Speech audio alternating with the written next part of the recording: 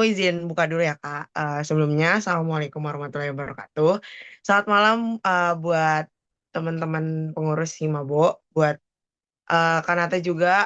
Terima kasih udah hadir buat Ferry kali ini, buat episode Ferry kali ini. Sebelumnya juga makasih buat Kadif, yaitu Anas, Kadif Infocom, sama anggota PR aku, yaitu Harsha. Pertama-tama, mungkin kita boleh langsung masuk tanya-tanya kabar dulu sama Kanata. Kira-kira gimana nih Boleh, Kak boleh, kabar? boleh. Alhamdulillah baik. Gimana Mhm. nih kabar kamu, Bita? Sama pengurus-pengurus yang lain? Kayaknya aku kenal Sabita sama Anas. Berarti anak anak berapa ya? Berarti anak berapa sih? Angkatan berapa sekarang ya? 24. Oh ya, 24.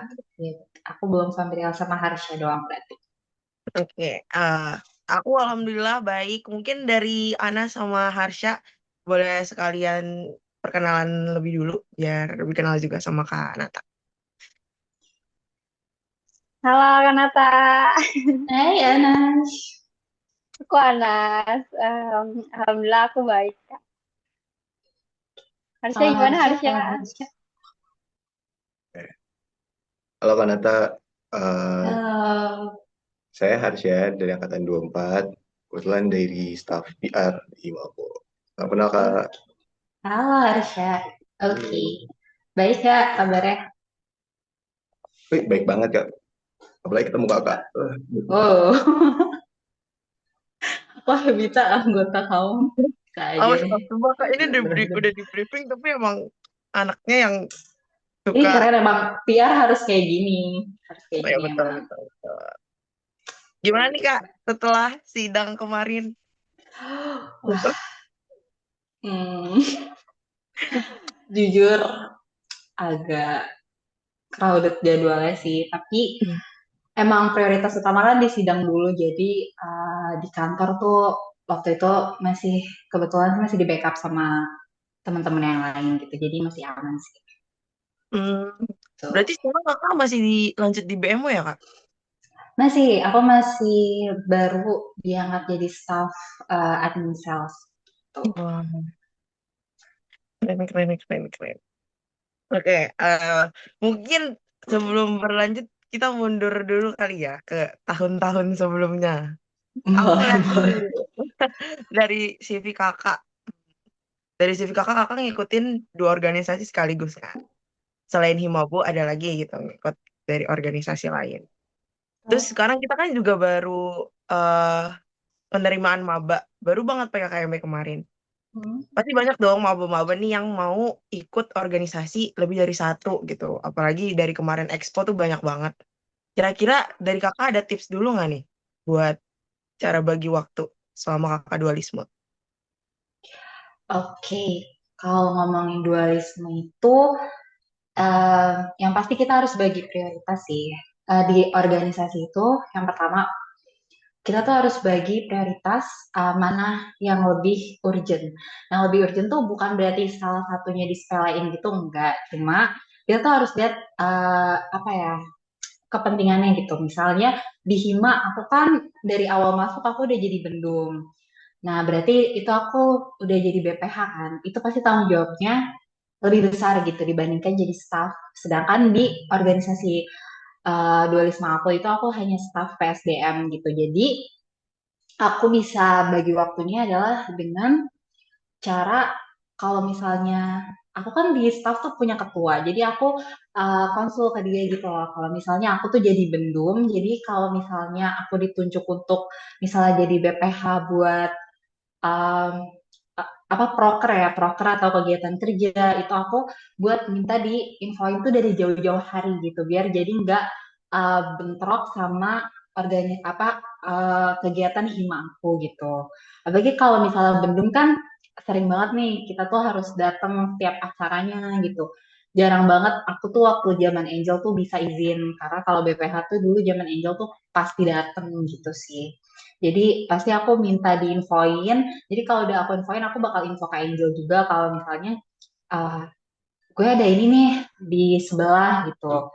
Jadi minta izin ke organisasi sebelahnya juga bisa spare waktunya tuh lebih banyak. Jadi Pokoknya diprioritasin dulu kepentingannya, terus habis itu bagi waktunya juga jangan lupa. Nah, yang terakhir itu pasti, jadi tuh kadang ada kecenderungan gitu loh, kayak, kayak lebih seru yang ini deh, jadi yang sebelah dilupain. Nah, itu tuh yang nggak boleh gitu. Jadi kalau emang udah dualisme dari awal, ya udah komit, berarti dua-duanya harus dijalanin gitu, nggak boleh pilih kasih gitu. Itu Iya sih kalau betul. dari aku gitu. Eh, Jujur aku juga merasakan hal seperti itu sih. Nah, itu kan tadi kan Pasti, buat pasti. dibagi nih dengan organisasi lain gitu.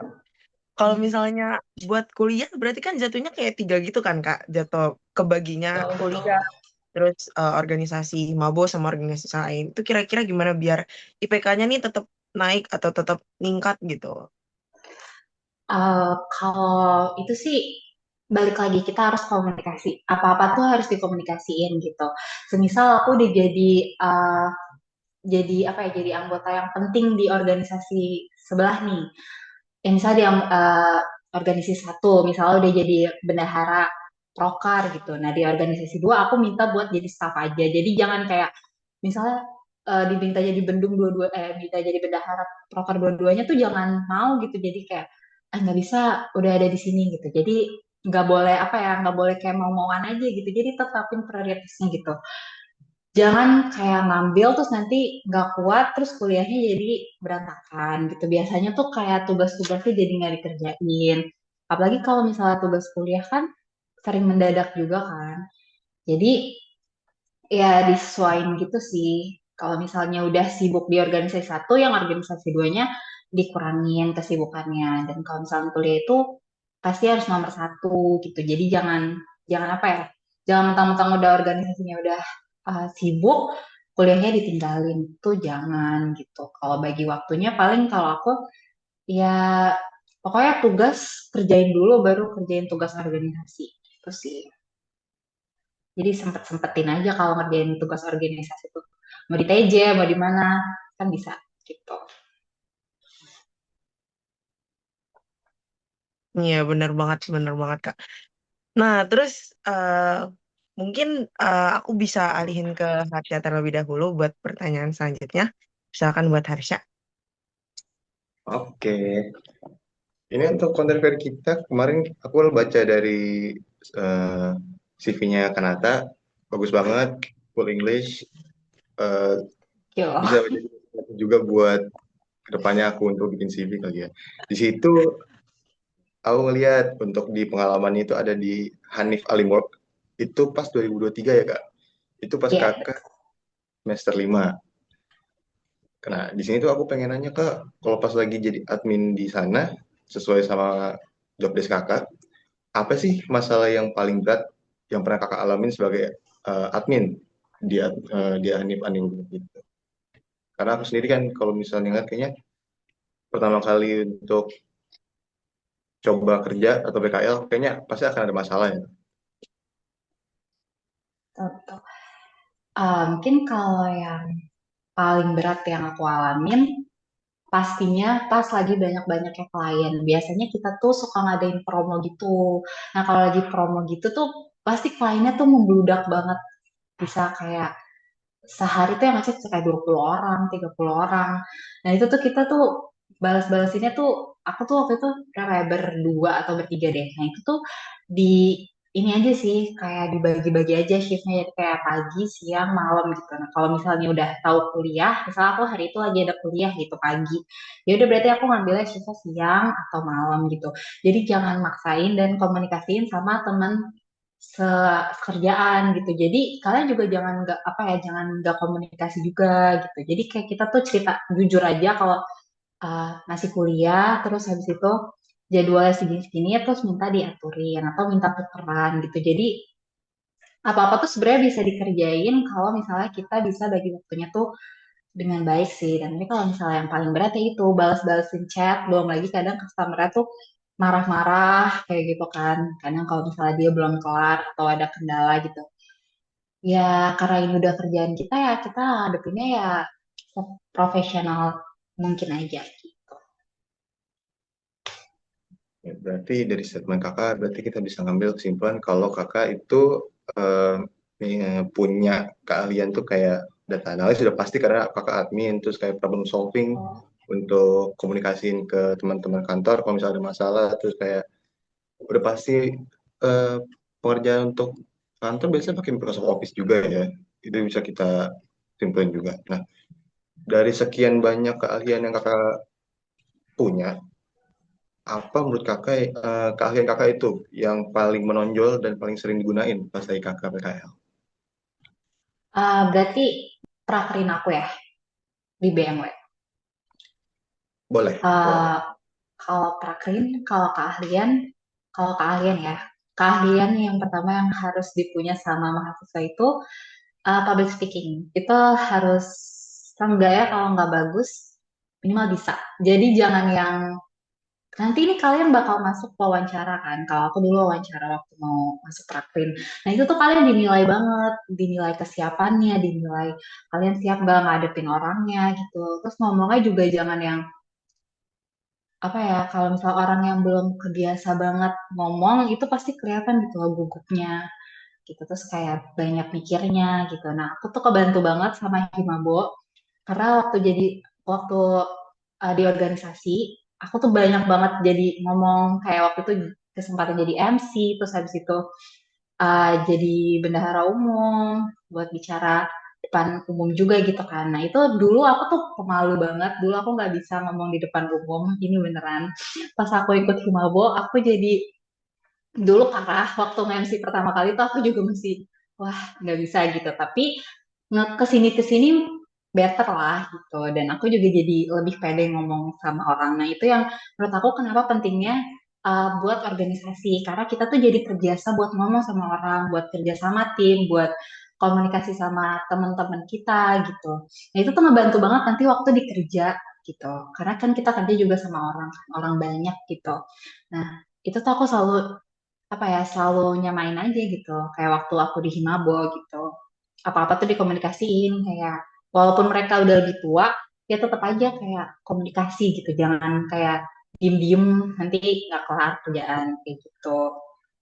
Itu sih kalau misalnya keahlian ya pasti komunikasi. Nah sama Microsoft Office itu harus banget sih karena di kerjaan, karena yang aku rasain sekarang itu tuh yang bener-bener Excel terutama itu harus bisa basicnya lah minimal gitu, karena waktu aku di accounting semua kan udah mainnya udah pakai Excel kan gitu, jadi harus bisa surat menyurat di admin juga. Microsoft Word-nya juga harus bagus gitu, minimal nggak bagus ya basic aja lah, jadi kalau kalian disuruh udah bisa, udah nggak nanya-nanya lagi gitu. Kalau ngelihat tadi pas bikin statement kakak itu tentang wawancara, terus dari lihat dari si kakak juga kakak punya banyak sertifikat juga nih. Aku mau nanya nih, kak, kalau untuk sertifikat itu pas lagi kakak PKL di BMW, seberapa berpengaruhnya sih sertifikatnya? Karena di sini kakak punya sertifikat itu kayak manajemen keselamatan sama Microsoft Office juga ya. Itu ngebantu gak sih kak di PKL di BMW itu? Itu ngebantu sih. Waktu wawancara juga kebetulan tuh di apa ya, di note gitu sama wawancara aku sama user aku dulu, kayak ini kamu dapatnya dari mana sertifikatnya gitu, ke ke apa ya, keabsahan sertifikatnya gitu.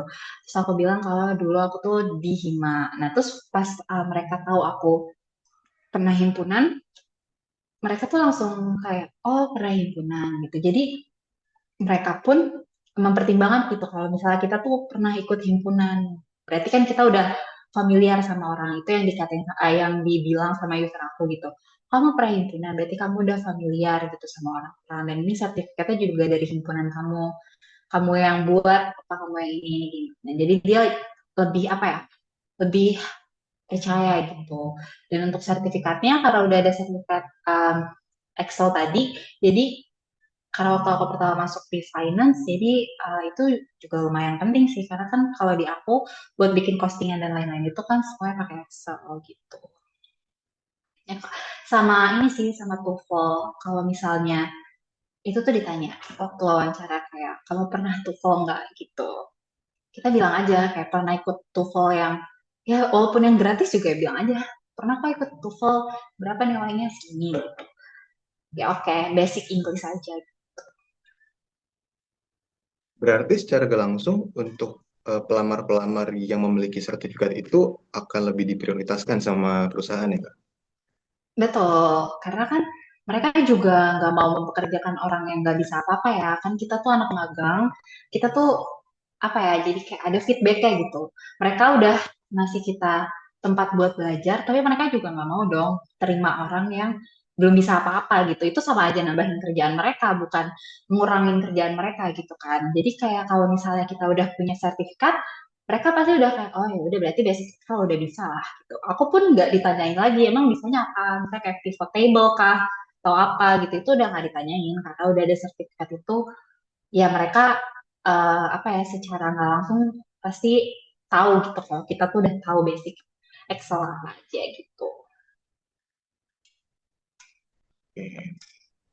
Nah, kan kakak udah punya pengalaman untuk PKL sama intern di dua PT ya, yang satu itu di Hanif Alimworks sama di BMW.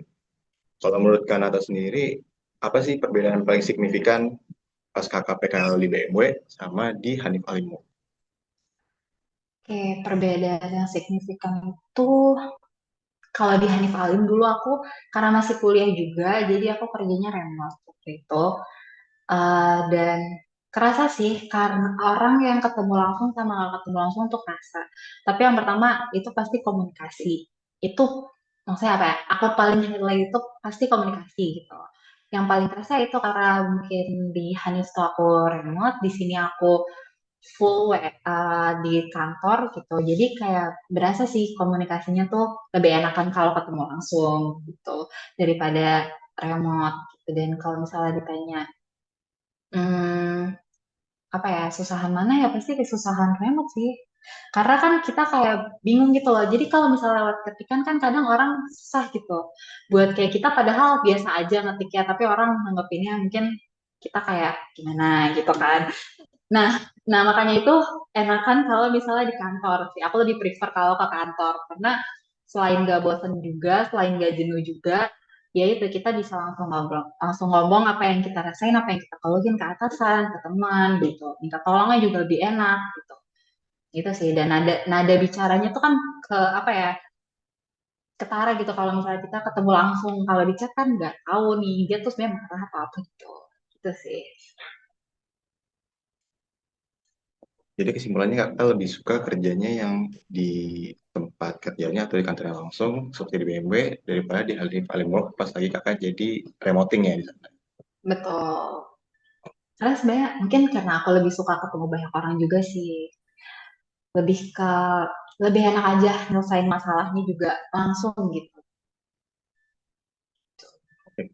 Berarti dari dua pengalaman itu kakak di bidang mana sih yang paling kakak senengin, yang cocok gitu sama minat sama keahlian kakak setelah kakak lihat-lihat sama setelah kakak jalanin selama ini? Hmm, karena di Hanif aku jadi admin, di sini pun sekarang aku admin, aku lebih ngerasa cocok di admin sih sebenarnya ya. Karena aku suka filing data gitu sebetulnya. Aku dibilang rapi banget enggak, cuma lumayan rapi gitu. Jadi aku tuh bener-bener nyusun, asik aja gitu loh nyusun, kayak apa ya, kayak berkas-berkas gitu, kebutuhan-kebutuhan. Kalau di sini aku kan nge-filein kebutuhan-kebutuhan DO mobil gitu kan. Jadi kayak mulai dari SPK, dari opsional, KTP-nya dia, DP-nya semua aku filing, semua kayak gitu. Kalau di hand filing pun juga gitu, kayak bukti bayar, itu kita harus cek, cross check gitu. Sedangkan kalau misalnya di finance itu dia lebih ke em, apa ya? Lebih ke ngitung, lebih ke mikir gitu loh kerjanya. Kayak bikin postingan, terus bikin faktur pajak, kayak gitu-gitu. Dan sebenarnya kita belajar waktu berapa semester ya, sekitar 2 semester atau 3 semester gitu. Jadi kebetulan aku nggak terlalu pinter di accounting, jadi pas magang di finance tuh aku ngerasa lebih berat gitu. Apalagi kalau misalnya udah masuknya sistem, terus kayak input DP, terus kayak settling gitu, settling pembayaran, itu harus teliti banget. Dan aku baru tahu kenapa banyak accounting itu cowok, karena ternyata cowok tuh lebih teliti daripada perempuan dan kerjanya lebih lebih cepat, itu yang mereka bilang gitu. Tapi aku bersyukur banget dapat kesempatan buat 6 bulan magang di finance karena aku bisa belajar buat lebih teliti lagi, buat di cross check karena cuma salah satu huruf atau salah satu klik aja itu ngulanginnya itu ribet gitu karena itu kan sistem kan masuknya ke carry gitu. Jadi harus diulang dari awal gitu. Di cancel, diulang, diinput lagi kayak gitu. Jadi buat belajar buat lebih teliti, buat lebih cepat kerjanya gitu. Sedangkan kalau di admin itu kan fleksibel. Mungkin aku lebih suka sama kerjaan yang fleksibel gitu sih. Karena kalau di finance tuh kerjanya harus cepat, teliti, dan benar sih gitu. Berarti bidang yang paling kakak suka sesuai sama minat sama kebenaran kakak adalah di bidang admin. Nah, di bidang Ya, admin sendiri itu ada ya kak, yang namanya data analis. Udah pasti betul. Kanata bisa. Nah, kita-kita nih yang semester-semester awal, semester-semester muda, yang jurusan administrasi bisnis, pengen tahu dong kak, apa sih kesusahan dari data analis? Kesusahan dari data analis ya. Sebenarnya susah sih. Enggak ya. Kalau misalnya kalian tuh udah tahu dasar-dasarnya gitu loh. Karena kita kan juga belajar kan gitu. Dan kalau misalnya data analis, kita tuh yang penting teliti dan benar.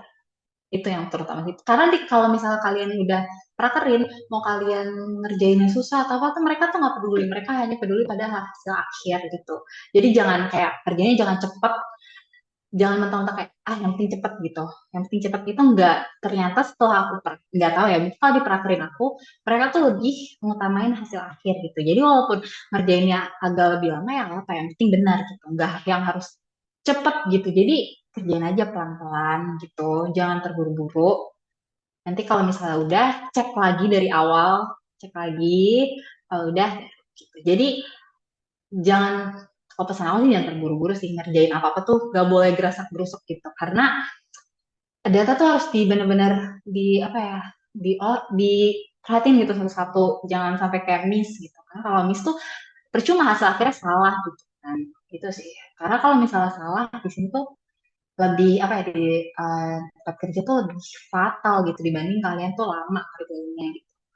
Cepat itu bagus tapi benar nggak gitu pelan-pelan itu oke yang penting hasilnya benar gitu. Oke. Terakhir nih kak, setelah kakak jawab semua pertanyaan tentang magang, PKL, dualisme, sama organisasi di himpunan, aku pengen nanya untuk yang terakhir. Ada gak sih project atau pencapaian setelah kakak punya pengalaman di dua tempat Hanif sama BMW itu yang paling berkesan gitu sama buat kakak? Oke, yang paling berkesan mungkin yang di sini sih, karena aku udah lama ya, udah hampir mau 2 tahun, setahun setengah. Pencapaiannya tuh mungkin bisa bantu. Waktu aku pertama magang, aku tuh disuruh pegang data-data yang dari 2 tahun sebelumnya tuh nggak pernah kepegang gitu. Jadi nggak pernah diinput, nggak pernah diapa-apain, nggak kepegang sama orang-orang finance, dan semuanya dilimpahin ke aku gitu. Dan itu harus selesai dalam waktu sekitar berapa bulan ya? Sekitar 3 bulanan kalau nggak salah 2 tahun itu ya. Karena yang itu emang bener-bener diburu-buruin. Karena kalau misalnya kita nggak nyelesain itu kita kena denda dan dendanya lumayan ratusan juta mungkin. Jadi itu yang bener-bener apa ya menurut aku tuh jadi pencapaian paling membanggakan buat aku sendiri gitu karena kerjaan yang mungkin dipegang sama mereka nih mereka nggak punya waktu buat megang itu gitu dan sebenarnya sepele cuma itu emang benar-benar harus apa ya monoton dan capek ngerjainnya gitu lumayan karena sebulan tuh DO bisa 80 bisa 60 dan itu kayak kita harus uh, nge-input-inputin itu tuh lumayan pegel sih selama 2 tahun gitu karena nggak kepegang dan itu bisa selesai nggak denda lagi dan aku ngerasa itu kayak bersyukur sih dan ya nggak nyangka aja akhirnya beneran selesai gitu karena aku ngerjainnya pun bareng sama kerjaan-kerjaan aku yang lain jadi selama 6 bulan pertama tuh aku di dua jadi kayak finance sama admin aku bantuin finance aku bantuin admin juga Jadi aku sambil ngerjain itu sambil input DP sama yang lain-lain, kerjain tagihan leasing kayak gitu dan itu selesai. Menurut aku kayak eh, cukup lumayan jadi pencapaian aku yang oke, ternyata aku bisa diandelin gitu dan nggak maksudnya kayak nggak mengecewakan gitu. Jadi aku merasa kayak lebih ternyata berguna gitu. Itu sih. Ternyata bisa kerja gitu. Karena awalnya juga nggak yakin bisa nyelesain 2 tahun di 2 tahun itu dan dalam waktu yang emang benar singkat dalam dikasih waktu yang singkat gitu. Gitu sih. Berarti berarti selesai sudah pertanyaan kita buat kakak Nathan ya Putri. Saya Oke. kembalikan ke Bita. Kasih ya kak. Terima kasih juga Harsha. Oke, makasih banyak Anata sebelumnya mau tepuk tangan dulu karena bener-bener keren banget. Aku mau ini dong sebelum ditutup kan angkatan Boleh, boleh. 23 kan udah mau prakerin nih. Udah semester Oh, 5 tahun depan ya. udah prakerin. Wih. Tips and trick dong Kak, apalagi masuk BMW gitu. Um, Sebetulnya aku tidak menyangka juga bisa masuk sini. Yang pertama, sebagai anak magang, kita harus percaya diri dan yakin sama kemampuan kita sendiri. Yang kedua, kita tuh harus persiapan diri banget buat wawancara. Jadi jangan yang terlalu kaku juga gitu. Kita tuh nggak boleh jadiin wawancara di depan kita itu momok bagi kita, itu jangan. Yang pertama itu adab. Di saat aku tuh sering banget nemuin mungkin mungkin ini yang nggak disadarin sama banyak orang dan aku tuh udah selalu ditanamin gitu di dalam diri aku. Kalau misalnya kita wawancara, jangan duduk sebelum dipersilakan duduk sama pewawancaranya. Itu nilai poin banget loh. Kita juga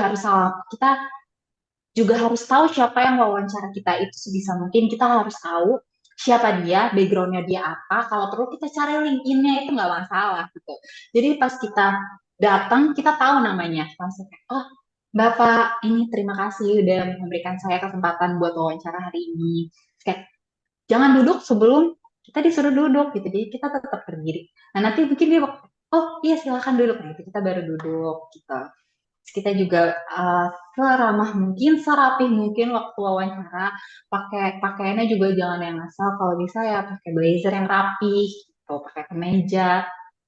Uh, Terus juga jangan malu buat nanya. Karena dulu aku masuk BMW itu karena aku masuk ke dealer Porsche Center Jakarta. Kalau kalian tahu Porsche Center Jakarta tuh dekat rumah aku. Itu gede banget emang tempatnya. Dan aku pengen masuk sana sebetulnya. Aku dengan kesotoyan aku aja sebenarnya masuk ke Porsche situ, nggak pakai LinkedIn, nggak pakai email apa segala macam. Aku masuk nanya ke resepsionisnya dengan sopan ya pastinya. Kayak misi, Mbak, saya Natania dari SMI. Jelasin SMI itu apa, branding yang bagus kuliahan kita nih. Jangan jangan mau jangan jangan dijelek-jelekin ya guys. Kita branding yang bagus, kita di bawah Kementerian Perindustrian, kita administrasi bisnis, kita mau cari magang, apa ada lowongan di sini. Dan alhamdulillah ya kebetulan banget resepsionisnya juga langsung telepon ke bagian HR-nya. Aku langsung ketemu sama manajer HR-nya waktu itu. Pak Jaka namanya, kasih banget buat Pak Jaka. Terus kayak langsung dia minta CV. Jo, kita jangan lupa siapin CV-nya. Jadi kemana-mana kita kayak orang melamar kerja aja, bawa CV aja gitu. Bawa CV, serahin CV-nya. Kalau bisa CV-nya tuh diperbagus. Banyak kok sekarang template-template CV. Yang bagus tuh ATS ya. ATS, full English kalau bisa. Itu tergantung kalian daftar ke perusahaan apa. Kalau dulu pengalaman aku karena kerja di Hanif Alim gitu, CV kalau misalnya kita kerja di perusahaan Indonesia, itu oke lah kalau pakai bahasa Indonesia gitu CV-nya. Tapi kalau misalnya kalian mau ngelamar ya ke perusahaan-perusahaan yang dari luar, kayak Astra, mungkin kalau waktu itu aku juga mau di Porsche, bagusnya sih Inggris gitu. Karena mereka kan emang, ya seenggaknya kita harus bisa sih basic Inggris gitu. Karena di sini pun bosnya semua orang luar gitu. Ya, terus serahin CV-nya, terus gak lama diwawancara. Jadi jangan kayak nyepelin kayak, nggak mungkin diterima, ah nggak mungkin. Datengin aja, datengin, niatin. Kalau misalnya nunjukin kalau ya saya mau gitu. Waktu itu ternyata Porsche itu satu grup sama BMW ini. Jadi kita ada namanya Eurocars Group. Eurocars Group tuh menaungi Porsche, ada BMW Mini, ada Maserati juga, ada Ferrari. Banyak kita sebenarnya. Ini kalian bisa daftar nanti. Di Ferrari tuh deket mana ya? Ferrari kita tuh deket kampus kita. Tau aku suka lewat situ gitu kalau mau ke kampus tuh. Ferrari kita punya Eurocars Group. Datang aja, sampaikan maksud baik kalian, cari di LinkedIn kalau perlu gitu. Apa ya, kalau misalnya udah jodoh, gak akan kemana gitu. Gak akan ada yang tahu juga kalau misalnya aku datang pas hujan, basah kuyup gitu kan, kayak anak ayam, gak kebayang juga kalau bakal diterima dan diwawancara, jadi pede aja. Mau saingannya dari ITB kayak dari UI, kalau kita lebih oke, kalau kita lebih ada nilai plusnya, ada adabnya di mata wawancara, kenapa enggak? Pokoknya yang penting berusaha dan berdoa, itu sih yang paling penting menurut aku. Makasih banyak Kanata. Sama ini dong tips and trick buat maba. Baru join banget nih mereka nih. Baru kemarin kelar, baru hari pertama banget nih mereka nih. Benar. Tips and Dari trick buat maba jalani perkuliahan. Jangan males. Males boleh, main boleh, ikut organisasi boleh. Di kuliahan juga jangan jadi introvert. Jangan kupu-kupu, kuliah pulang. Jalin pertemanan. Dengan gitu kalian bisa lebih luas ngomongnya. Itu penting banget ya. Karena dulu aku juga nggak jago ngomong, nggak pinter ngomong, nggak pinter ngedeketin orang gitu. Malu. Tapi setelah ikut organisasi, dua organisasi, jadi kayak lebih ngerasa apa ya, ngerasa udah biasa aja gitu ngomong sama orang. Jadi kayak basa-basi sama orangnya juga lebih enak gitu. Terus kalau nggak suka sama dosen, jangan benci mata pelajarannya. Itu yang paling aku note banget sih. Karena aku dulu kayak gitu waktu semester 1, hasil nilainya C. Jadi kalau misalnya kalian nggak suka sama dosennya, tanya aja sama temen. Nggak harus belajar sama dosen, belajar sama teman, kerjain tugas kuliah, jangan nanti gitu. Kerjain aja, mau ngerjain yang mepet kek, pokoknya yang penting kelar tugas kuliah tuh harus kelar. Terus UTS UAS harus belajar, jangan bawa contekan, karena kalau nyontek ketahuan gitu, wah gila sih. Maksudnya gimana ya, bukannya saya menjudge orang, cuma kayak aku nggak pernah bawa contekan selama ini karena kayak percuma. Misalnya kalau nggak ketahuan pun jadi deg-degan, dan aku tuh nggak bisa, aku tuh tremor kalau kayak gitu, aku tuh nggak bisa. Jadi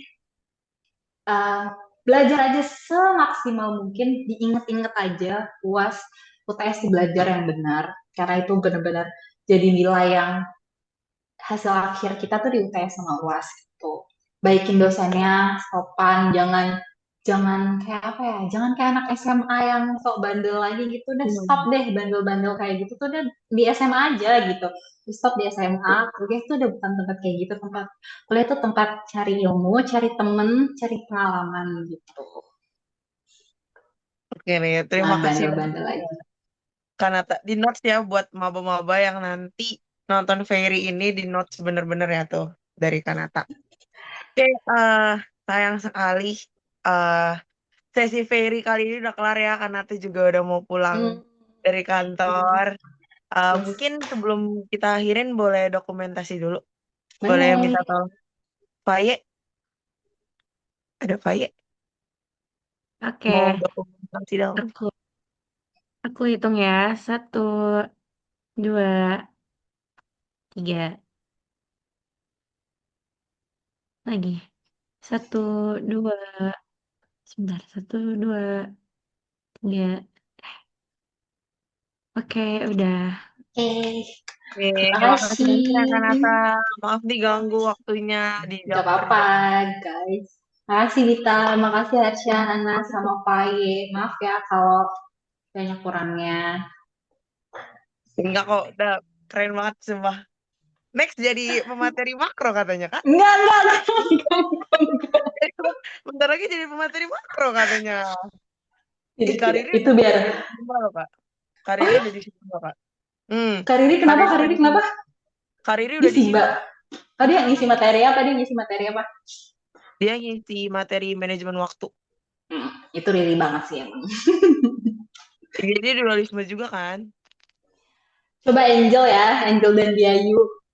Saya cukup jadi pengamat aja. Tuh. Angel udah kemarin kan tahun lalu.